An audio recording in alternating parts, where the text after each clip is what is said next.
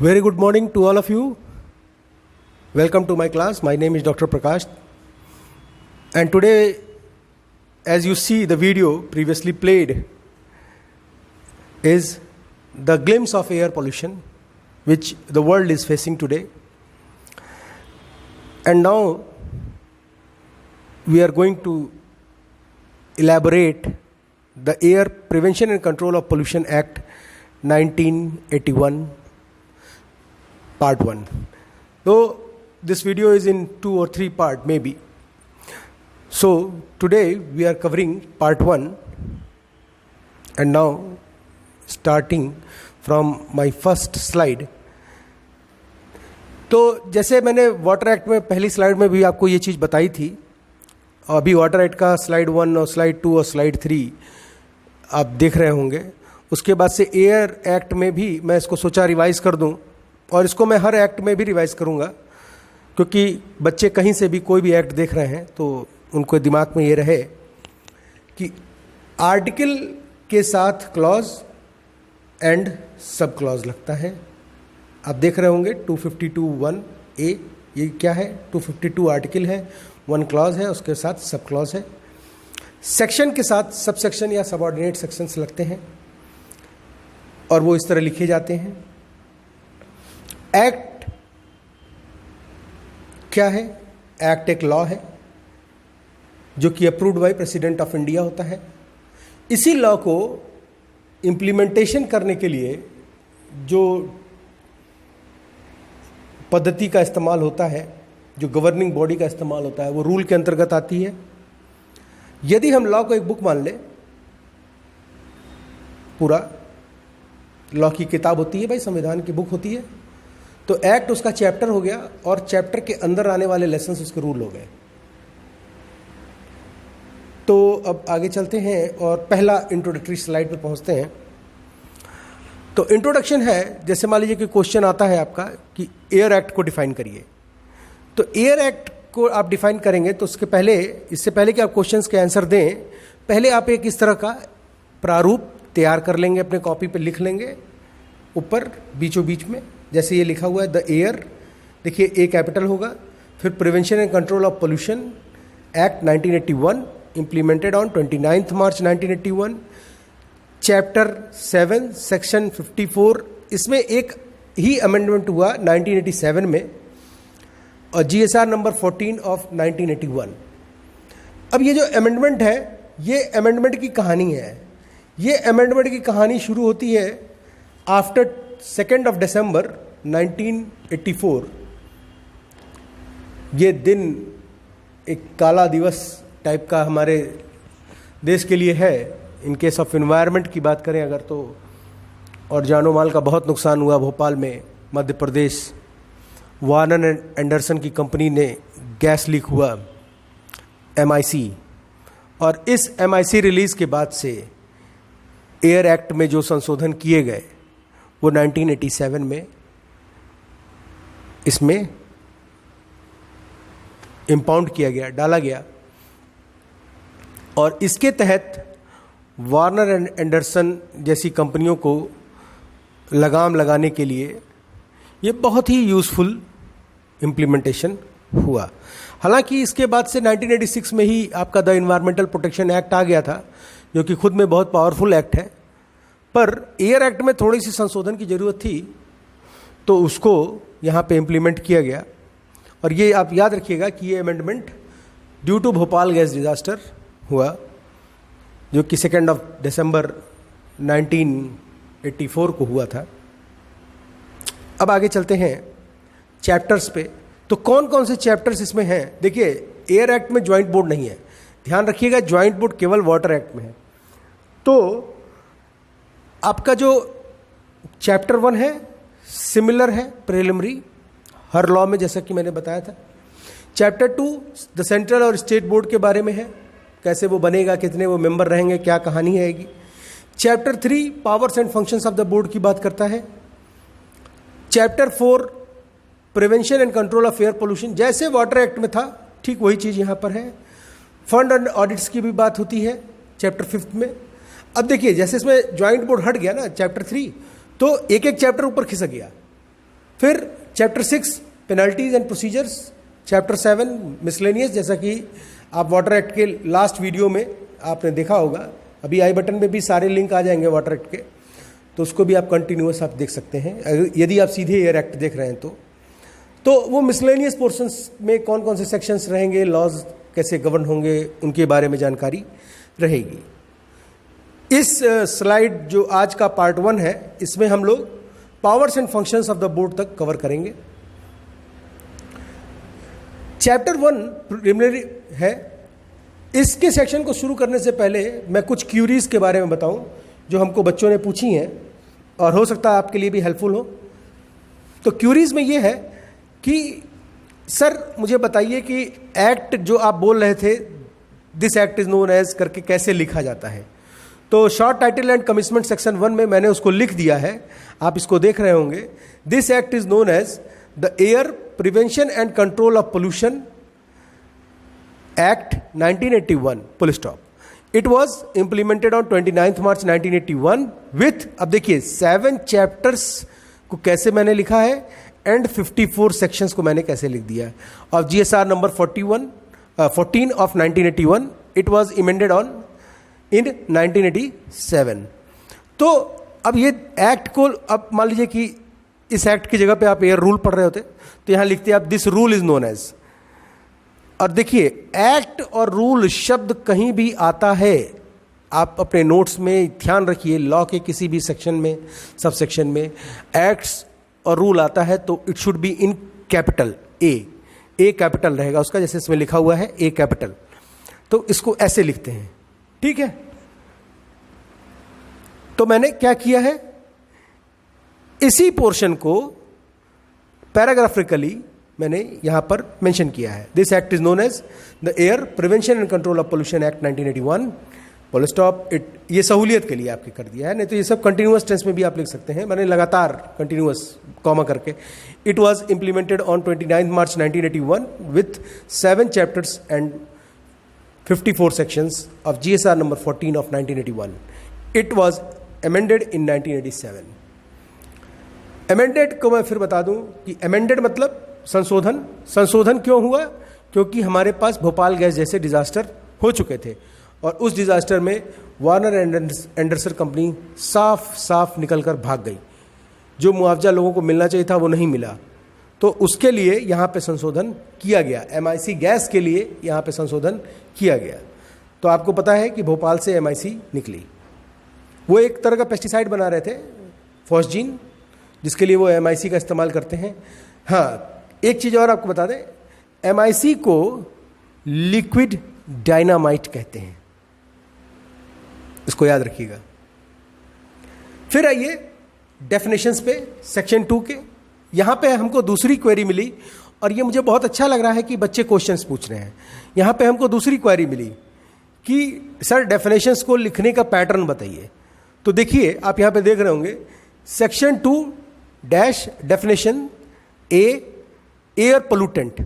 अब लॉ में एक एक चीज को डिफाइन किया जाता है, एक एक इंडिविजुअल चीजों को डिफाइन किया जाता है। तो पोल्यूटेंट में solid, liquid, gaseous substance including noise. Noise is also a part of air pollutant.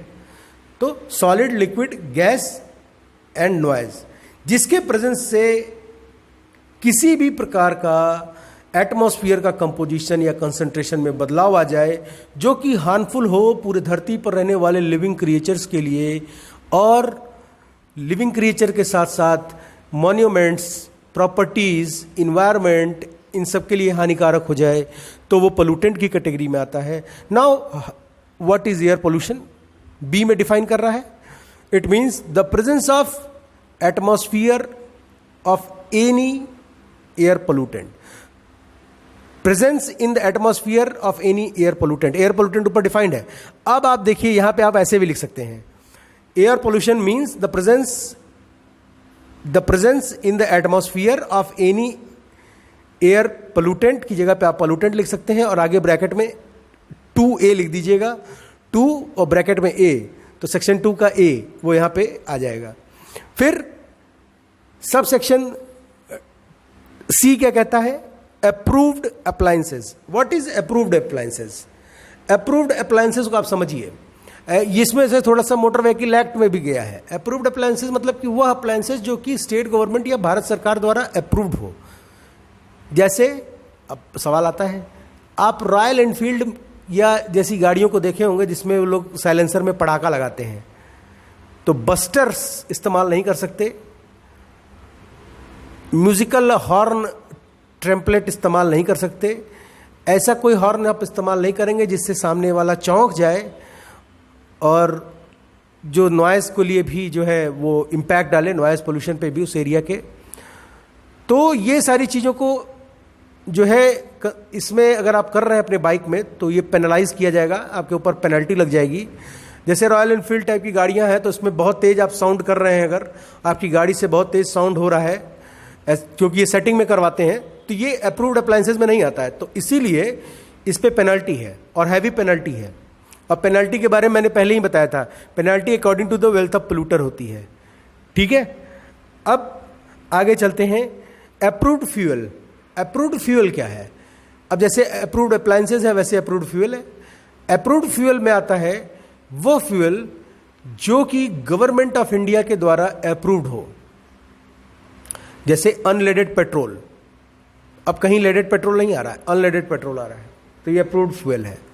फिर इसके बाद से आपको अनलेडेड पेट्रोल के बाद आपका सीएनजी है, आपका जो है सीएनजी के बाद डीजल्स हैं, अब तो आपका सल्फरलेस डीजल भी आ रहा है और नया बीटीएक्स आ रहा है, बेंजीन टॉल्विन ज़ाइलिन का मिश्रण है। फिर इसके बाद से आपका जो है बायोफ्यूल्स आ रहे हैं। फिर ये सारे फ्यूल्स को रिप्लेस करती हुई इलेक्ट्रिक गाड़ियां आ रही हैं। BS4 पैरामीटर्स पे भी जो बाइक्स आ रहे हैं और कारें आ रही हैं। ये सारी चीज़ें इसमें अप्रूव्ड में आएगा, जो अप्रूव्ड अप्लायंसेज हैं और अप्रूव्ड फ्यूल। तो अप्रूव्ड फ्यूल में आ गया आपका सीएनजी, आपका अनलेडेड पेट्रोल, आपका सल्फर फ्री जो आपका डीजल्स कंपोनेंट आते हैं नया डिज़ाइनर वाले। फिर इसमें लुब्रिकेंट्स भी आते हैं जो कोलेस्ट्रॉल ये आपका सर्वो इंजन ऑयल डालते हैं, इंजन ऑयल्स, ये भी अप्रूव्ड होने चाहिए तो भी वो मान्य है। अब इसमें सीएनजी को देखिए आप, बहुत सारे लोग एलपीजी का इस्तेमाल करते हैं। एलपीजी इस्तेमाल करते हैं, जितनी आप रोड पे देखेंगे कि कारें इनकी जल के राख हो गई, वो सब बदमाश हैं और वो सब बदमाशी में घर के सिलेंडर को उसमें सीएनजी टैंक में भरते हैं। अब गाड़ी चलती है, सिलेंडर गर्म होता है, गाड़ी गर्म होगी भाई, चलेगी तो उसका घर्षण से, या बाहर का सन टेम्परेचर ज़्यादा है। अब उस टेम्परेचर के ज़्यादा होने पर क्या होगा कि सीएनजी बहुत तेज़ी से आग पकड़ती है। ऐसा कहीं पढ़े हैं? नहीं पढ़े होंगे। अगर किसी गाड़ी में सीएनजी टैंक लगा है और उसमें सीएनजी है और वो लीक होती है तो उसको बहुत तेज़ी से, बहुत ही रैपिडली वो वायुमंडल में ऊपर की तरफ निकल जाएगी और उसका बर्निंग पॉइंट जो है वो है 200 degree centigrade to 250 degree centigrade. तो उसको जलाने के लिए भी आपको ज़्यादा टेम्परेचर चाहिए। पर एलपीजी के केस में आप अंदाज़ा लगाइए, घर में गैस जलाते हैं लाइटर से, एक चिंगारी लाइटर में निकलती है और उससे वो गैस जल जाती है। तो एक चिंगारी ही काफ़ी है भरी मर्सिडीज को जलाने के लिए। पर यह चिंगारी जो है तब काम करेगी जब उस में सीएनजी की जगह एलपीजी भरा हो। एलपीजी को नहीं भरना है गाड़ी में अपने, ऐसी गलती मत कीजिएगा, अपनी जानो माल की सुरक्षा कीजिए। आगे चलते हैं, ऑटोमोबाइल्स के बारे में आता है। अब इसी में आपका BS6 BS4 दोनों आ जाएगा, जो एडवांस वर्जन है, लेस फ्यूल कंजम्पशन। BS6 और 4 मतलब है कि आपका फ्यूल कंजम्पशन कम है और लेवल ऑफ पोल्यूशन भी आपका कम है और उसमें कैथलेटिक कन्वर्टर लगा हुआ है। कैथलेटिक कन्वर्टर के बारे में आपको बता दूं, एक छोटा सा डिवाइस होता है। यह डिवाइस उसके पोल्यूटेंट को वाटर ड्रॉपलेट में कन्वर्ट कर देता है। फिर इसके बाद आता है बोर्ड मतलब central board and state board. उसमें था आउटलेट में, जो आपका आउटलेट है उसको डिफाइन किया गया, ओपन और क्लोज्ड चैनल। यहां पर है चिमनी मतलब होता है कि कोई भी स्टैंडिंग जैसे आप देख रहे होंगे, इंडस्ट्री में देखे होंगे धुआं निकलता हुआ। अभी जो ये क्लास शुरू हो रही थी, जिससे पहले एक वीडियो शुरू हुआ था, तो उसमें देखेंगे बहुत सारे चिमनी से धुआं निकल रहा है, तो वो चिमनी कहलाती है। एक ओपनिंग जिससे कि गैसियस पोल्यूटेंट वायुमंडल में निकलते हैं, किसी भी इंडस्ट्री से इमिट होता है एयर पोल्यूटेंट, तो वो चिमनी के कैटेगरी में आता है। कंट्रोल इक्विपमेंट में आते हैं एयर पोल्यूशन मॉनिटरिंग के कंट्रोल के सारे इक्विपमेंट, जैसे कि बैक फिल्टर, इलेक्ट्रोस्टैटिक प्रेसिपिटेटर, ये जो है आपका साइक्लोन, आपका जो ये क्या कहते हैं इसको, जो सेटलिंग चैम्बर्स होते हैं, जो ड्राई एंड वेट स्क्रबर्स होते हैं, ये सारे इसमें आते हैं। तो ये कंट्रोल इक्विपमेंट्स हैं। इमिशन को डिफाइन किया गया कि कोई भी सॉलिड, लिक्विड या गैसियस सब्सटेंस आपकी चिमनी से रिलीज हो रहा है या किसी भी आउटलेट से रिलीज हो रहा है आपकी इंडस्ट्री से, तो वो इमिशन की कैटेगरी में आता है। आपकी कंपनी इमिशन या आपकी इंडस्ट्री इमिशन कर रही है। यहाँ पे भी जो है आपका ऑक्युपायर है, इसमें भी ऑक्युपायर्स होते हैं। ऑक्युपायर्स मीन्स होता है the owner of the premises, मतलब कि जिस प्रीमाइसेस का सारा मालिकाना हक जिस व्यक्ति का होगा वो ऑक्युपायर की श्रेणी में आएगा। अब आइए चैप्टर 2 पे। Chapter 2 the central and state board for the prevention and control of air pollution की बात की गई। इसमें सेक्शन 3 सेंट्रल बोर्ड की बात की गई। सेंट्रल बोर्ड इसमें बहुत नॉमिनल रोल प्ले करता है। इसमें मोर इम्फेसिव रोल जो होता है वो स्टेट बोर्ड का होता है, इसीलिए इसमें स्टेट बोर्ड के बारे में पूरी जानकारी है। स्टेट बोर्ड का रोल बहुत हाई है, क्योंकि स्टेट बोर्ड इसमें कोलैबोरेट करके काम करता है। स्टेट बोर्ड स्टेट गवर्नमेंट से कोलैबोरेट करके सेंट्रल बोर्ड के साथ सेंट्रल गवर्नमेंट के प्रेजेंस में वर्क होता है। तो एयर मॉनिटरिंग का जो प्रोसीजर है ये 4 बड़ी बॉडीज को लेकर होता है, इसीलिए एयर बहुत इंपॉर्टेंट, अक्सर एयर एक्ट पूछ देते हैं। फिर सेक्शन 5 आता है इसका constitution of state board. Constitution of central board section 3 में ही मेंशन है। Section 3 constitution of state board के बारे में बताता है और कहता है कि सेंट्रल बोर्ड के बारे में बताता है और कहता है कि सेंट्रल बोर्ड का जो गठन होगा, जो मेंबर्स होंगे वो ऐसे सच होंगे जो वाटर एक्ट में देयर ऑफ थे, और वो वैसे ही कार्य भी करेंगे, परंतु जो नंबर्स ऑफ मेंबर हैं वो भी वैसे ही रहेंगे, उसमें कोई चेंज नहीं करेंगे। हालांकि सेंट्रल बोर्ड का इन्वॉल्वमेंट कम है देखिएगा, पर मेंबर्स उतने ही हैं जितने वाटर एक्ट में है, फंक्शंस उतना ही है जितना वाटर एक्ट में है, पर रोल कम है, इम्फेसिस कम है। यहां पे सब कुछ रिपोर्टिंग अथॉरिटीज स्टेट बोर्ड है।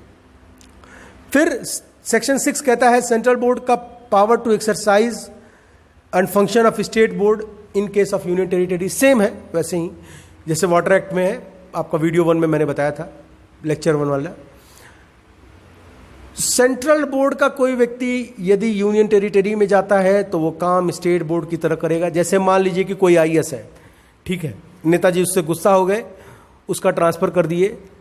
अब वो दिल्ली में आईएएस था, उसको भेज दिए जो है बस्ती, उसको भेज दिए कहीं छोटे से गांव की तरफ, तो वो जिस भी डिस्ट्रिक्ट में जाएगा वो रहेगा आईएएस ही। उसी तरह यहां पर भी है कि अगर सेंट्रल बोर्ड का व्यक्ति यूनियन टेरिटरी के लिए कोई काम कर रहा है तो वो रहेगा सेंट्रल बोर्ड का ही आदमी, उसके पास सारे पावर्स रहेंगे सेंट्रल बोर्ड के ही, पर वो एक्ट करेगा स्टेट बोर्ड के जैसे, वो नियमावली को मानेगा स्टेट बोर्ड के। फिर इसके बाद से terms and condition and services of the member है कि कौन मेंबर कितने साल के लिए एसोसिएट होगा, किस मेंबर का कार्यकाल कितना रहेगा, ये सारी जानकारियां इसमें दी जाती हैं। फिर इसके बाद से डिस्क्वालिफिकेशन है। What are the criterias. मान लीजिए किसी का फर्जी नियुक्ति हो गई तो उसको डिस्क्वालीफाई कैसे करें, उसका डिस्क्वालिफिकेशन का प्रोटोकॉल क्या होगा। फिर इसके बाद से कोई सीट अगर वैकेंट है तो उस वैकेंट सीट को कैसे फुल किया जाएगा, वैकेंट सीट किस कारण हो सकती है, या तो डिस्क्वालिफिकेशन से हो, या तो सस्पेंशन से हो, या तो रिमूवल से हो, या तो टर्मिनेशन से हो, तो उसके बारे में यहाँ पे जानकारी दी गई। Meeting of the board. Meeting of the board कौन कॉल करेगा, मैंने पहले ही बताया था, पूरे बोर्ड में चेयरमैन तो होता ही है, पर सबसे ज़्यादा पावर एमएस के पास होती है, तो एमएस कॉल कर सकता है, चेयरमैन भी कॉल कर सकता है। और इसके बाद से कॉन्स्टिट्यूशन ऑफ कमेटी। अब जैसे मान लीजिए अभी आप देख रहे होंगे कि जो है कुछ दिन पहले आई थिंक 7 मई 2020 में विजयस गैस लीक हुआ था आंध्र प्रदेश विशाखापट्टनम में। तो इसकी इंक्वायरी के लिए सेंट्रल पोल्यूशन कंट्रोल बोर्ड और स्टेट पोल्यूशन कंट्रोल बोर्ड की एक कमेटी बनी और ये कमेटी उसकी जांच करेगी। तो ये कमेटी, छोटी छोटी कमेटियों का गठन जो है ये बोर्ड्स करती हैं। इसमें कितने मेंबर रहेंगे ये सारा बोर्ड और स्टेट गवर्नमेंट डिसाइड करते हैं। ठीक उसी तरह जैसे उनका जो है कितने मेंबर्स रहेंगे वो डिसाइड होता है बाय द सेंट्रल गवर्नमेंट और स्टेट गवर्नमेंट। तो इसके बाद से फिर temporary association of the person, जिसे मैंने बताया था वाटर एक्ट में भी, कि ऐसे मान लीजिए किसी जगह पर सेंट्रल बोर्ड का व्यक्ति जाकर सैंपल नहीं कलेक्ट कर सकता है, तो वहाँ के किसी को जो कि एलिजिबल हो तो उसको जो है सरकार अपॉइंट कर देती है कि आप टेम्पोररी एसोसिएट हैं और जाइए आप जो है सैंपल लेकर आइए। तो वो गवर्नमेंट के अंतर्गत उसका नुमाइंदा बनकर जाता है सैंपल लेने के लिए और सैंपल लेता है। फिर इसके बाद से सेक्शन 14 कहता है कि मेंबर सेक्रेटरी और ऑफिसर्स के साथ कैसे अटैचमेंट्स होंगे उनके बारे में। तो इसमें मुख्य सेक्शन, अगर आप कॉपी में आंसर दे रहे हैं तो सेक्शन जानिए सब, पर मेजर को जानिए जो आप लिखेंगे। तो सेक्शन 3 आप लिख सकते हैं, सेक्शन 5 लिख सकते हैं, सेक्शन 6 तक आप लिख सकते हैं। ये आपके लिए सफिशियंट होगा कॉपी में, क्योंकि आपको टाइम भी तो देखना होगा। फिर कॉन्स्टिट्यूशन ऑफ सेंट्रल बोर्ड देखिए, सेक्शन 3 में कॉन्स्टिट्यूशन ऑफ सेंट्रल बोर्ड है। इसके पहले अगर आप गूगल पे भी इसको देखेंगे तो उसमें एक लाइन में लिखा हुआ है कि जो है सेंट्रल बोर्ड बिना किसी प्रेजुडिस के कार्य करने के लिए स्वतंत्र है। तो अब स्वतंत्र है तो भी उसके मेंबर्स के बारे में दिमाग में विचार आएगा। तो इसलिए मैंने यहाँ पे सारे मेंबर्स की लिस्ट खोजकर लिख दी है कि एक फुल टाइम चेयरमैन है, 5 member nominated by central government है to represent government, 5 member nominated by state government है to represent state government, 3 member nominated है सेंट्रल गवर्नमेंट को to represent agriculture, fishery, environment, trade, ये सारे लोगों को।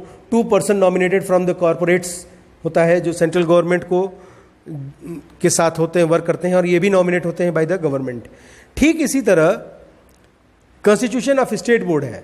कॉन्स्टिट्यूशन ऑफ स्टेट बोर्ड में भी एक लाइन में लिखा हुआ है कि किसी प्रेजुडिस के अंतर्गत काम नहीं कर सकते, आप स्वतंत्र हैं कार्य करने के लिए। तो उसमें क्या है कि इसमें भी एक चेयरमैन, फिर person not exceeding 5 from state government nominated by the state government to represent the government, same वैसे ही चलेगा। Such 5 member from the state government nominated by the state government to represent from amongst the member of the local authorities functioning within the state। अब state में local authority, जैसे water act में video 1 में part 1 में हमने बात किया था लोकल अथॉरिटीज़ का नियुक्ति का, तो लोकल अथॉरिटीज़ को नियुक्त करेंगे। नॉन ऑफिशियल 3 मेंबर्स को नियुक्त किया जाएगा। नियुक्ति के प्रोसीजर्स हैं वो रूल्स में पढ़ेंगे, जो कि इंडस्ट्री, ट्रेड, फिशरी, इन्वायरमेंट से होंगे, लेबर एक्ट से होंगे, लेबर लॉ से होंगे। 2 पर्सन्स अपॉइंट होंगे फ्रॉम कॉरपोरेट और एक फुल टाइम मेंबर सेक्रेटरीट रहेगा ही रहेंगे, MS, जिसके पास सबसे ज़्यादा पावर। फिर चैप्टर 3 है powers and functions of the board. Powers and function of the board क्या है?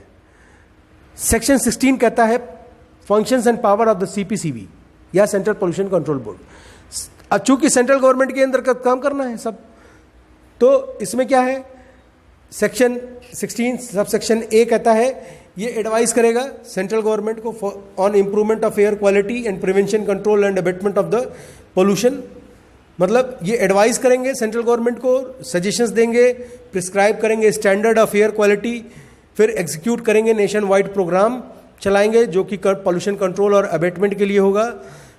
फिर इसके बाद से ये डायरेक्शन देंगे स्टेट पोल्यूशन कंट्रोल बोर्ड को, स्टेट पोल्यूशन कंट्रोल बोर्ड को कोऑर्डिनेट करेंगे, रिगार्डिंग टेक्निकल गाइडेंस देंगे, असिस्टेंट प्रोवाइड कराएंगे, ये कलेक्ट करेंगे, पब्लिश करेंगे टेक्निकल एंड स्टैटिकल डेटास को ऑफ एयर पोल्यूशन के, ये ऑर्गेनाइज करेंगे मास मीडिया अवेयरनेस प्रोग्राम को regarding awareness of air pollution, ये इस्टेब्लिश कर सकते हैं लेबोरेटरीज को, रिकॉग्नाइज कर सकते हैं लेबोरेटरीज को, जैसे वाटर एक्ट में था सिमिलरली।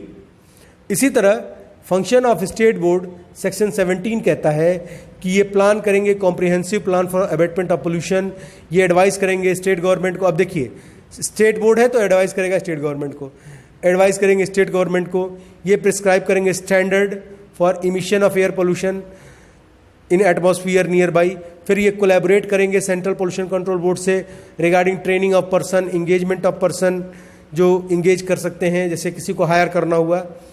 फिर ई कहता है सबसेक्शन कि ये कलेक्ट करेंगे जो है इंफॉर्मेशन रिगार्डिंग एयर पोल्यूशन को, ये इंस्पेक्ट करेंगे एयर पोल्यूशन कंट्रोल एरिया को, उस इक्विपमेंट्स की जांच करेंगे जो इक्विपमेंट वहाँ पे लगाने होंगे या जो वहाँ के लिए सफिशिएंट होंगे वर्क करने के ऑर्डर में। ये इस्टेब्लिश करेंगे, रिकॉग्नाइज करेंगे लेबोरेटरी को, ठीक उसी तरह जैसे कि बोर्ड्स ने किया वाटर एक्ट में। फिर ये रिटन डायरेक्शन प्रोवाइड कराएंगे। एक पावर इसके पास बहुत बढ़िया फंक्शन है एच। ये रिटन में किसी भी इंडस्ट्री को तुरंत आदेश कर सकता है रिगार्डिंग स्टॉपेज और रेगुलेशन ऑफ इलेक्ट्रिसिटी, पानी, ये सारा आपका काटा जा सकता है। यदि आप पोल्यूशन कर रहे हैं, इनको लगा कि आपका पोल्यूशन परमिसेबल लिमिट से बियॉन्ड है, तो आपके बिजली पानी सब कट, आपके इंडस्ट्री पे सील, ताला। तो ये पावर इनके पास सबसे बेहतरीन होता है सेक्शन 17 का सेक्शन एच सबसेक्शन। फिर इसके बाद से powers and function of the board के बाद जो हम लोग का नेक्स्ट वीडियो शुरू होगा वो चैप्टर 4 से शुरू होगा। और अगर आपको ये वीडियो अच्छा लगा हो तो लाइक, शेयर और सब्सक्राइब कर दीजिएगा। इसमें 2 चीज़ आप ध्यान रखिएगा। 1984 2 दिसंबर जब भोपाल गैस डिजास्टर हुआ था, MIC रिलीज हुई थी, और दूसरा 7 मई 2020 जिसमें कि आंध्र प्रदेश विशाखापट्टनम में विगैस गैस लीक हुआ था। तो 87 का जो संशोधन है वो भोपाल के कारण हुआ। और जो विगैस गैस लीक है इसमें ओनर ऑफ द प्रीमिसेस नपेंगे, occupier. Thank you very much. Next video हम लोग जल्दी उसका पार्ट 2 अपलोड कर देंगे। तब तक आप इसका नोट्स बनाइए। कोई भी क्यूरी हो तो आप पूछ सकते हैं, नीचे हम लोग का व्हाट्सएप नंबर भी है। यह नोट्स पूरे, मैं फिर कह रहा हूँ, पूरे ऑल ओवर इंडिया में जितने भी इन्वायरमेंट साइंस के बच्चे हैं, जो भी इन्वायरमेंटल लॉ पढ़ रहे हैं, अगर लॉ का भी कोई स्टूडेंट अगर इन्वायरमेंटल लॉ पढ़ रहा है और ये वीडियो देख रहा है तो अपने ग्रुप में वो शेयर कर देगा। ये सबके लिए सामान्य बनाया गया है, एक जैसा बनाया गया है, करिकुलम बेस्ड है, under blended learning programme of department of environmental sciences. Thank you very much.